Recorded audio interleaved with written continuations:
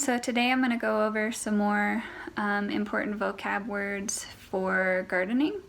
And these ones are very basic for understanding what it is that you're growing and how long you're going to need to care for it. And the basic terms are going to be annual and perennial. So if a plant is an annual, what that means is it goes through its entire life cycle in one season. So it grows from the seed, it flowers, fruits, and dies all during the same year. And this can be a time period that is many months, or it could be, a few weeks. And it just depends on the plant and the environment that it's in. The next term is going to be perennial. Perennial can mean something that will live 3 or more years. So if you're planting something that on the label it says perennial, you need to anticipate that you're going to be caring for that plant for many years.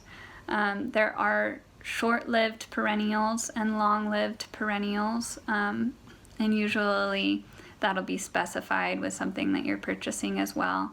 So something like blue flax is a good example. It'll only live for 3 or 4 years generally, and then that'll be the end of its life cycle.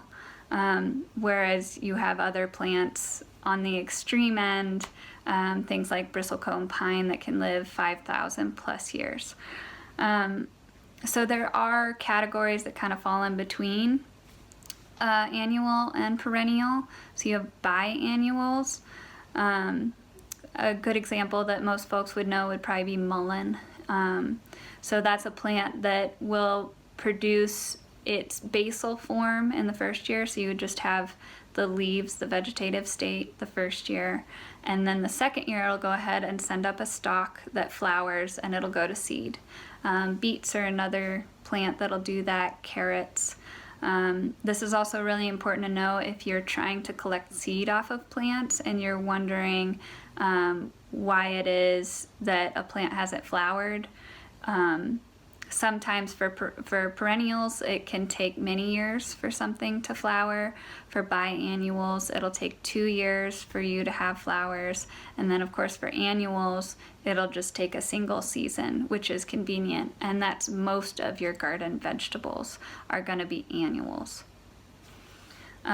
If you have any other questions on terms that you've heard about, the length of life cycles for plants, let me know in the description below. Or if you have any other